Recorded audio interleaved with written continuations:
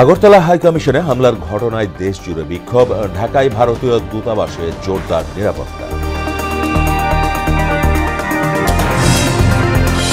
বাংলাদেশের বিরুদ্ধে পরিকল্পিত আগ্রাসনের পথে ভারত, অভিযোগ বিএনপির। গায়ে পড়ে ঝগড়া করলে ছাড় নয়, হুঁশিয়ারি নৌ উপদেষ্টা। 2023 সালে সর্বোচ্চ দুর্নীতি আইনশৃঙ্খলা, পাসপোর্ট বিআরটিএ খাতে বলছে টিআইবি। ঘুষ লেনদেনের শীর্ষে বিচার বিভাগ, ব্যাংকিং ও ভূমি সেবা। এবং বছরের শুরুতেই শিক্ষার্থীদের পাঠ্য বই তুলে দিতে ব্যস্ততা। লক্ষ্য পূরণ কঠিন হবে বলছে ছাপাখানা কর্তৃপক্ষ। মান বজায় রাখার তাগিদ শিক্ষাবিদদের।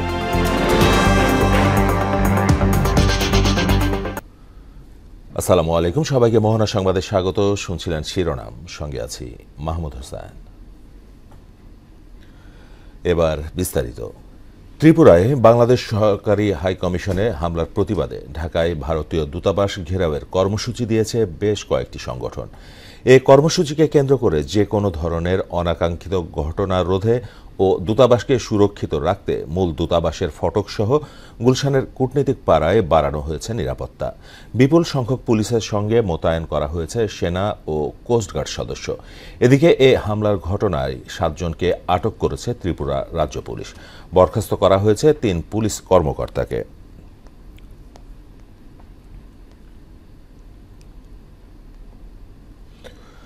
দর্শক, ঢাকার ভারতীয় হাইকমিশনের সামনে আছেন সহকর্মী MR আসাদ। সেখানকার সবশেষ অবস্থা জানতে চলে যাচ্ছি তার কাছে।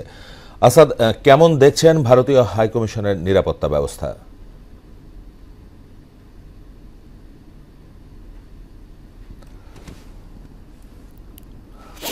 মাহমুদ, আমি সকাল 9টার পর থেকেই এই ভারতীয় হাইকমিশনের সামনে ছিলাম এবং আমরা বেশ কয়েকবার আসলে নিরাপত্তা বাহিনীর সদস্যদের সঙ্গেও কথা বলেছি এবং আমরা অপেক্ষা করছিলাম, কারণ আপনি জানেন যে আজকে এখানে ভারতীয় দূতাবাস ঘেরাওয়ের ঘোষণা দিয়েছিল বেশ কয়েকটি সংগঠন, এবং সেটিকে কেন্দ্র করে যেন কোনো বিশৃঙ্খলা তৈরি না হয় বা অনাকাঙ্ক্ষিত ঘটনা, যেটি আসলে ভারতের ত্রিপুরায় সংঘটিত হয়েছে, সেমন কোনো ঘটনা যেন এখানে না ঘটে, সেজন্য কিন্তু বাংলাদেশের যে পুলিশ রয়েছে, পুলিশের পাশাপাশি সেনা এবং কোস্টগার্ড সদস্যরা কিন্তু বিপুল পরিমাণ মোতায়েন ছিলেন। এবং আমরা দেখেছি যে সকাল থেকে এই জায়গাটায় পুরো যে গুলশানের যে কূটনীতিক পাড়া যেটাকে বলা হয় আসলে, সেই পুরো এলাকাটাই কিন্তু আসলে নিশ্চিদ্র নিরাপত্তার চাদরে ঘিরে রাখা হয় এবং এখনও কিন্তু এখানে বিপুল পরিমাণ পুলিশ এবং কোস্টগার্ড সদস্য, এছাড়া সেনা সদস্যরা রয়েছেন। এর পাশাপাশি সেনা সদস্যদের টহলও আসলে চলছে। এর পাশাপাশি যে বিষয়টি আসলে জানাতে চাই যে আজকে যে কর্মসূচিটি ঘোষণা কয়েকটি সংগঠন দিয়েছিল, তারা কিন্তু কেউ আজকে এখানে আসেননি বা কোনো মিছিল বা সমাবেশও আজকে এখানে হয়নি। তবে আমরা স্থানীয় যে পথচারী রয়েছে তাদের সঙ্গে আমরা কথা বলেছি। তারা আসলে যে বিষয়টি বলেছেন যে ভারতের ত্রিপুরায় যে ভারতীয় সহকারী হাইকমিশন আছে, সেখানে যে ধরনের হামলার ঘটনা ঘটেছে, সেই রকম ঘটনা আসলে বাংলাদেশে তারা চান না। কারণ বাংলাদেশ হচ্ছে অসাম্প্রদায়িক একটি দেশ। এখানে সব ধর্ম, বর্ণ, সব ধরনের মানুষই আসলে এখানে মিলেমিশে বসবাস করেন এবং তারা কিন্তু ভারতের সঙ্গে একটি বন্ধুত্বপূর্ণ সম্পর্ক আসলে তারা চান। এবং আরেকটি বিষয় তারা আমাদেরকে যে বিষয়টি বলেছেন, সে বিষয়টি হচ্ছে যে বাংলাদেশ এবং ভারতের সম্পর্কের মাঝখানে আসলে আমাদের যে একটি বন্ধুত্বপূর্ণ সম্পর্ক, সেটিতে ফাটল ধরানোর জন্য হয়তো একটি গোষ্ঠী চক্রান্ত করছে। এবং এই গত 1 মাস ধরে ইসকন কিংবা চিন্ময় কৃষ্ণ দাসের গ্রেফতারকে কেন্দ্র করে যে আইনজীবী হত্যাকাণ্ড, সব কিছু মিলিয়ে কিন্তু তারা এই আশঙ্কাটি করছেন এবং এই বিষয়ে তারা প্রত্যাশা করছেন যে বাংলাদেশের পক্ষ থেকে, বাংলাদেশ সরকারের পক্ষ থেকে, অন্তর্বর্তী সরকারের পক্ষ থেকে একটি প্রয়োজনীয় পদক্ষেপ তারা নেবেন এবং যেন এই যে সংঘাত এবং এই যে সম্প্রীতির পরিবেশটি যে নষ্ট হচ্ছে, সেটি যেন আর বেশি দূর গড়াতে না পারে। মাহমুদ। আসাদ, আপনাকে ধন্যবাদ। ত্রিপুরায় বাংলাদেশের সহকারী হাইকমিশনে হামলা ভাঙচুরের প্রতিবাদে বিভিন্ন জেলায় বিক্ষোভ মিছিল ও সমাবেশ হয়েছে। বক্তারা এ সময় বাংলাদেশ বিরোধী প্রচারের বিরুদ্ধে ভারতকে ব্যবস্থা নেওয়ার দাবি জানান। যে কোনো ষড়যন্ত্র রুখে দিতে ছাত্র জনতা প্রস্তুত বলেও হুঁশিয়ারি উচ্চারণ করেন বিভিন্ন দল মতের মানুষ। বিস্তারিত জানাচ্ছেন আফরিন পপি। ভারতের আগরতলায় বাংলাদেশ সহকারী হাই কমিশনের সামনে বিক্ষোভ ও ভাঙচুরের ঘটনায় খুলনায় বিক্ষোভ মিছিল ও সমাবেশ করেছে বিএনপি। এ সময় হাই কমিশনে ভাঙচুরের প্রতিকার ও বাংলাদেশ বিরোধী প্রচারের বিরুদ্ধে ভারতকে ব্যবস্থা নেওয়ার দাবি জানান বক্তারা।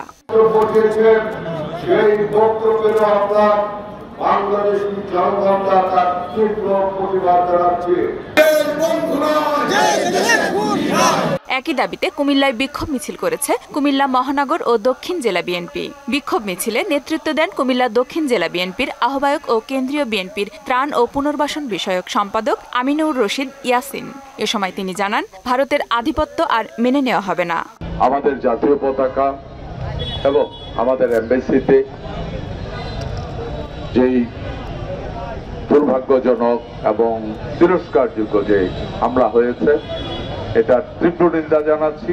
কলকাতায় বাংলাদেশের জাতীয় পতাকা অবমাননা ও ভারতীয় আগ্রাসনের বিরুদ্ধে নাটোরে বিক্ষোভ মিছিল ও সমাবেশ করেছে বৈষম্য বিরোধী ছাত্র আন্দোলন। এ সময় ভারতের যে কোনো ষড়যন্ত্র মোকাবেলায় প্রস্তুত রয়েছে বলে জানায় ছাত্র সমাজ। এরকম নিচু মানসিকতার তারা ভিয়েনা চুক্তি ভঙ্গ করে আফরিন পপি, মোহনা সংবাদ। একটি বিষয়কে কেন্দ্র করে দু দেশের সম্পর্ক আটকে থাকতে পারে না বলে জানিয়েছেন বাংলাদেশে নিযুক্ত ভারতীয় হাইকমিশনার প্রণয় ভার্মা।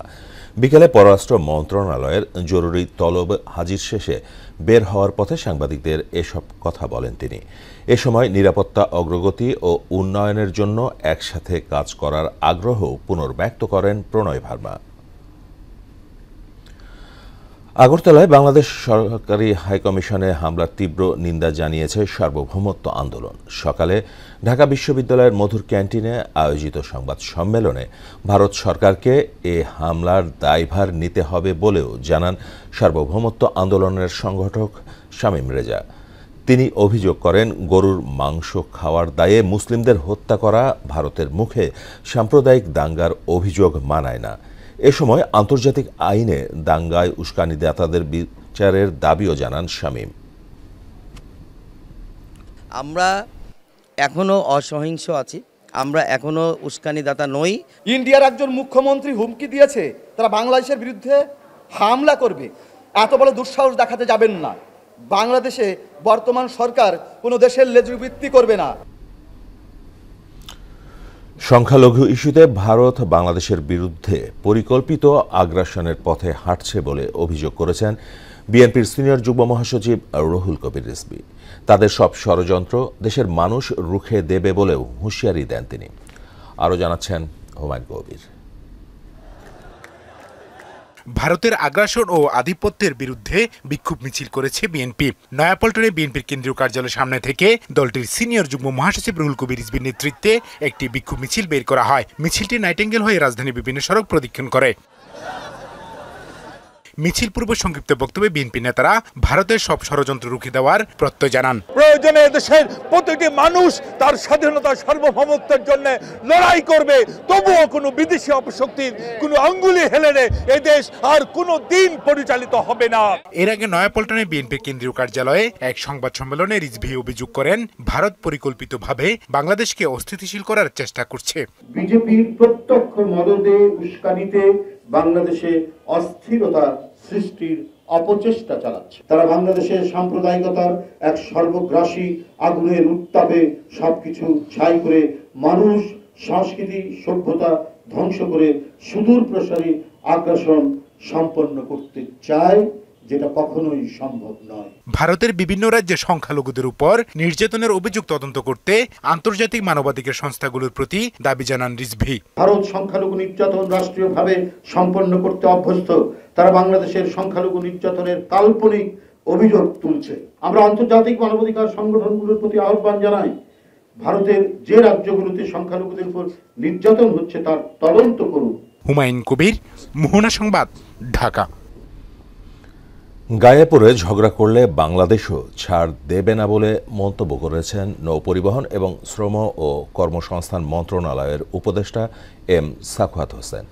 চাঁদপুরে নির্মাণাধীন আধুনিক নৌ টার্মিনাল পরিদর্শন শেষে সাংবাদিকদের এক প্রশ্নের জবাবে তিনি একথা বলেন। প্রতিবেশীদের সাথে বাংলাদেশ শান্তিপূর্ণ সম্পর্ক রাখতে চাইলেও ভারত জোর করে বন্ধুত্বসুলভ সম্পর্ক খারাপ করতে চাইছে বলে মন্তব্য করেন সাখাওয়াত হোসেন। আমি একটি কথা বলি, আমরা আমাদের প্রতিবেশীদের সাথে শান্তিতে থাকতে চাই, কিন্তু ওনারা যদি পায়ে পড়ে ঝগড়া করেন তাহলে বাংলাদেশের লোক তো আর কোনোদিন ওই দেশমুখী হবে না, এবং ওই দেশের প্রতি যে আমাদের একটা বন্ধুত্ব সুলভ ইয়ে ছিল এটা খারাপ করছিল না ওনাদের কারণে। কোনো কারণ নাই যে এই সমস্ত করার। নিষ্ঠার সঙ্গে স্বাধীনতা ও সার্বভৌমত্ব রক্ষার দায়িত্ব পালনে সেনা সদস্যদের নির্দেশ দিয়েছেন বাহিনী প্রধান জেনারেল ওয়াকারুজ্জামান। চট্টগ্রামে বাংলাদেশ মিলিটারি একাডেমির স্পেশাল কোর্স অফিসার ক্যাডেটদের কমিশন প্রাপ্তি উপলক্ষে আয়োজিত অনুষ্ঠানে বক্তব্য দেন তিনি। যে কোনো চ্যালেঞ্জ মোকাবেলায় সেনাবাহিনীকে প্রস্তুত থাকার আহ্বানও জানান জেনারেল ওয়াকারুজ্জামান।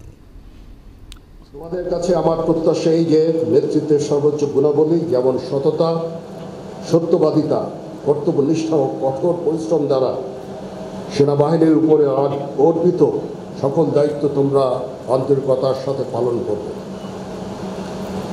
তোমাদেরকে যে কোনো ধরনের চ্যালেঞ্জের গ্রহণের জন্য সবসময় প্রস্তুত থাকতে হবে, সামরিক চেতনা মূল্যবোধকে সমুন্নত রাখতে এবং যে কোনো সিদ্ধান্ত গ্রহণের ক্ষেত্রে দেশপ্রেমকে সর্বোচ্চ গুরুত্ব দিতে হবে। পাসপোর্ট, বিআরটিএ এবং আইন শৃঙ্খলাকে সর্বোচ্চ দুর্নীতিগ্রস্ত খাত হিসেবে চিহ্নিত করেছে ট্রান্সপারেন্সি ইন্টারন্যাশনাল বাংলাদেশ টিআইবি। সেবা খাতে দুর্নীতি জাতীয় খানা জরিপের প্রতিবেদনে সংস্থার নির্বাহী পরিচালক ইফতেখারুজ্জামান বলেন, গেল বছরের ঘুষের পরিমাণ দেশের জাতীয় বাজেটের প্রায় 1.5%। ঘুষ সংস্কৃতি বন্ধে সুশাসন ও জবাবদিহি নিশ্চিত করার তাগিদ দিয়েছেন তিনি। মনিরুল ইসলামের প্রতিবেদন।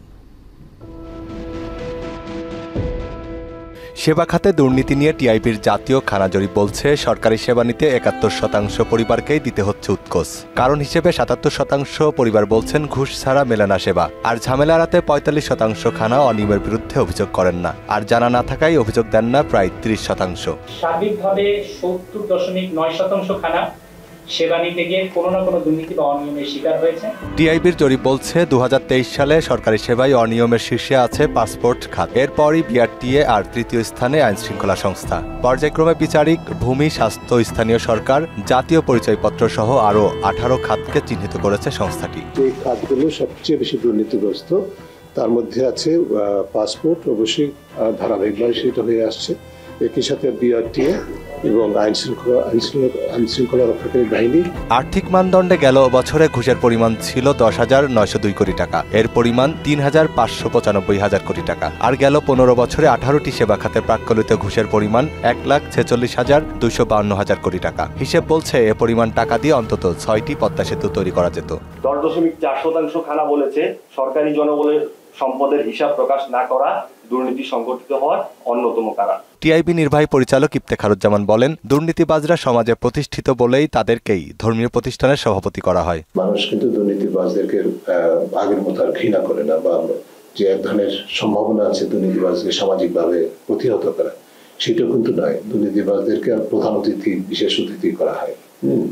অনেক প্রতিষ্ঠানে, ধর্মীয় প্রতিষ্ঠানে সভাপতি করা হয়, নির্বাচিত হয়। দুদককে অকার্যকর ও ব্যর্থ প্রতিষ্ঠানে রূপান্তর করা হয়েছিল জানিয়ে ইফতেখারুজ্জামান বলেন, রক্ষকরাই ভক্ষকের দায়িত্ব পালন করেছেন। পৃথিবীর সবাই জানে মোটামুটি বাংলাদেশে দুদক অকার্যকর, এবং সেটা নিয়ে সংস্কার যে ক্ষেত্রগুলো, তার মধ্যে সবচেয়ে প্রাধান্য যে ক্ষেত্রগুলো বা প্রতিষ্ঠান, সেটি দুদক হিসাবে চিহ্নিত হয়েছে। এটা যেহেতু অকার্যকর, সেই কারণে দেশে সুশাসন ও জবাবদিহিতা নিশ্চিত না হলে ঘুষ সংস্কৃতি বন্ধ হবে না বলেও মন্তব্য করেন টিআইবি নির্বাহী পরিচালক। দুর্নীতি যারা করেন তাদেরকে জবাবদিহিতা আনতে হবে, নজরদারি বাড়াতে হবে, তাহলেই দুর্নীতি নিয়ন্ত্রণ করে। মনিরুল ইসলাম, মোহনা সংবাদ, ঢাকা। নতুন বছরের শুরুতেই শিক্ষার্থীদের হাতে বই তুলে দিতে চায় সরকার।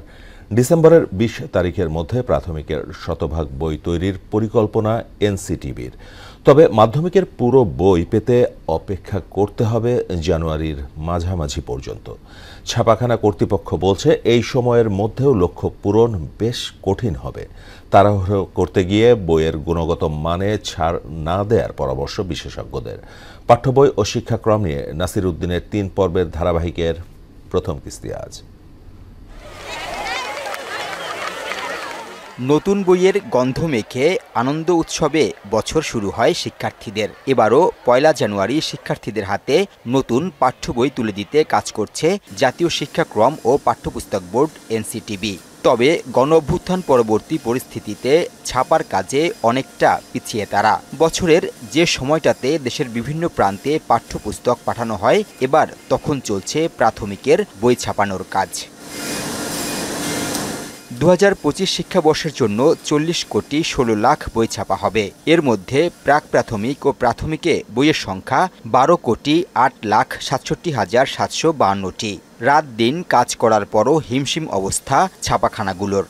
প্রাইমারির প্রথম, দ্বিতীয় এবং তৃতীয় শ্রেণীর কাজ করতেছি।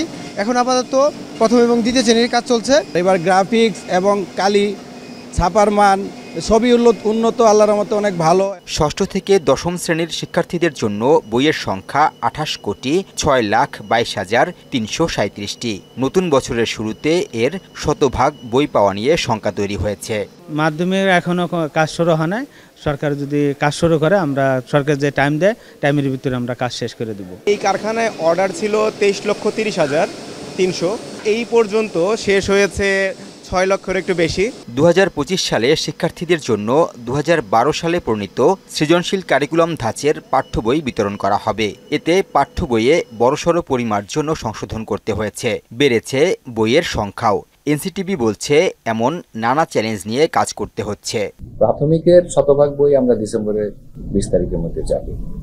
মাধ্যমিকের বই 90 ভাগ 25 তারিখের মধ্যে যাবে বলে আমরা পরিকল্পনা করেছি। জানুয়ারির প্রথম সপ্তাহ বা 10 তারিখের মধ্যে সবগুলো বই চলে যাবে। শিক্ষাবিদরা বলছেন, বছরের শুরুতে বই পেলে শিক্ষার্থীদের আগ্রহ এবং উৎসাহ দুই বাড়ে। তবে মানের বিষয়ে ছাড় দিলে উল্টো প্রতিক্রিয়াও হতে পারে। পাঠ্যপুস্তকের যদি মান ভালো না হয়, ছাপানো ভালো না হয়, যেন তেনভাবে পাঠ্যপুস্তক অতীতে যেটা অনেক সময় ঘটেছে, সঙ্গত কারণেই এটাও একটা মনস্তাত্ত্বিক বিরূপ প্রতিক্রিয়া ফেলে। টেক্সটের সাথে যদি ভালো ছবির ব্যবহার থাকে, গ্রাফিক্সের ব্যবহার থাকে, তাহলে কিন্তু এতে তাদের শেখার মানটা এবং শেখার সময়টা কিন্তু খুবই দ্রুত হয়ে যায়। বইয়ের ছাপা, মলাট ও গ্রাফিক্সের ব্যবহারে নিখুঁত হওয়ার পরামর্শ দেন দুই শিক্ষাবিদ।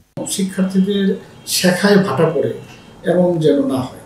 নাসির উদ্দিন, মোহনা সংবাদ, ঢাকা। দেশকে জঙ্গি, সন্ত্রাস, মাদক, চাঁদাবাজ মুক্ত করতে রাজনৈতিক সদিচ্ছা প্রয়োজন বলে মনে করেন ডিএমপি কমিশনার শেখ মোহাম্মদ সাজ্জাদ আলী।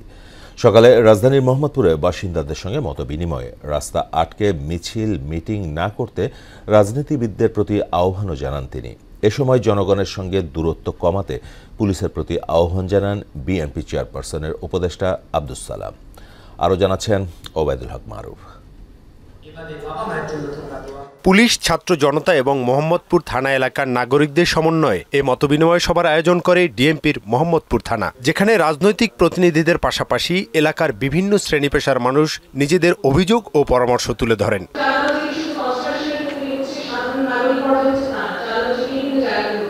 সভায় চাঁদাবাজি, মাদক, ফুটপাত দখল সহ সামাজিক বিশৃঙ্খলা নিয়ন্ত্রণে পুলিশের কার্যকর পদক্ষেপ দাবি করেন এলাকাবাসী।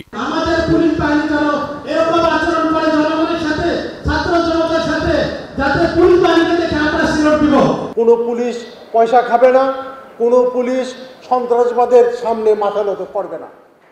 এবং যদি এটা হয়, ইনশাআল্লাহ মোহাম্মদপুর একটা আদর্শ থানা হিসেবে শুধুমাত্র ঢাকা মহানগরীতে নয়, সারা দেশে ইনশাআল্লাহ মাথা তুলে দাঁড়াবে। এ সময় দলের নেতাকর্মীদের বিশৃঙ্খলা থেকে মুক্ত থাকতে তারেক রহমানের নির্দেশনা মেনে চলার আহ্বান জানান বিএনপি চেয়ারপারসনের উপদেষ্টা আব্দুস সালাম। কোনোভাবে আমাদের নাগরিক দায়িত্ব যদি আমরা পালন না করি, শুধুমাত্র পুলিশের পক্ষে কিন্তু সবকিছু নিয়ন্ত্রণ করা সম্ভব নয়। নাগরিক জীবনে, সমাজে আজকে যে অবক্ষয় সৃষ্টি হয়েছে, এই অবক্ষয় থেকে রোধ করতে হলে ছাত্র, যুবক, জনতা সবার মধ্যে কিন্তু আজকে একটা পরিবর্তন আনতে হবে। চাঁদাবাজি, মাদক, সন্ত্রাস ও বিশৃঙ্খলা বন্ধে এলাকাবাসীর সহায়তা কামনা করেন ডিএমপি কমিশনার শেখ মোহাম্মদ সাজ্জাদ আলী। যেটা আমাদের হারানো ইমেজ আবার পুনরুদ্ধার করতে পারে এবং সেই পুনরুদ্ধারের কাজে আপনাদের সহযোগিতা 100% প্রয়োজন।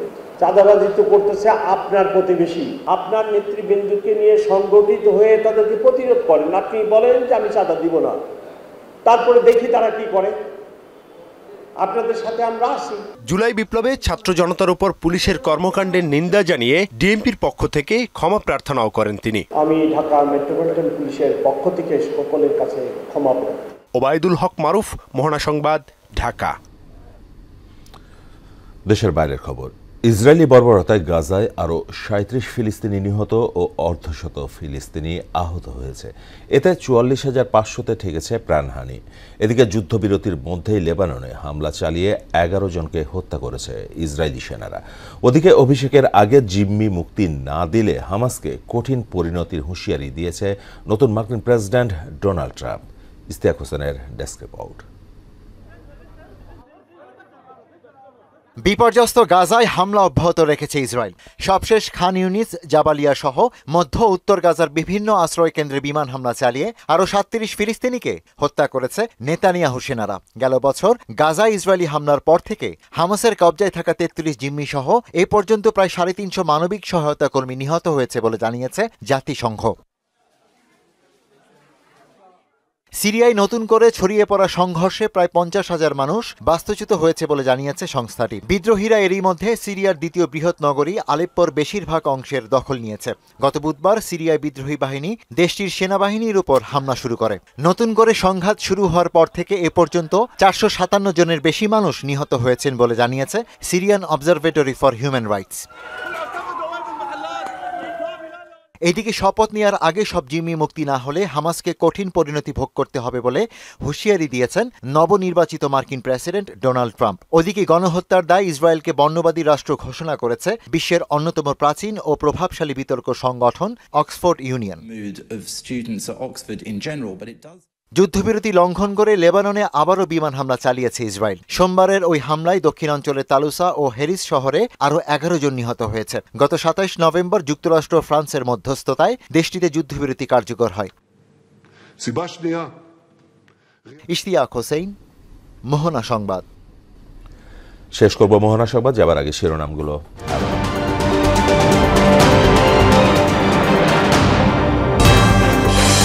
২০২৩ সালে সর্বোচ্চ দুর্নীতি আইন শৃঙ্খলা পাসপোর্ট বিআরটিএ খাতে বলছে টিআইবি। ঘুষ লেনদেনের শীর্ষে বিচার বিভাগ, ব্যাংকিং ও ভূমি সেবা। এবং বছরের শুরুতেই শিক্ষার্থীদের পাঠ্য বই তুলে দিতে ব্যস্ততা। লক্ষ্য পূরণ কঠিন হবে বলছে ছাপাখানা কর্তৃপক্ষ। মান বজায় রাখার তাগিদ শিক্ষাবিদদের।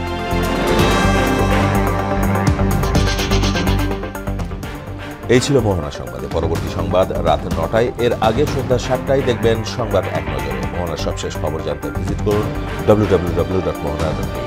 সংবাদ দেখতে পারেন ফেসবুক ও ইউটিউবে। এতক্ষণ সঙ্গে থাকার জন্য ধন্যবাদ।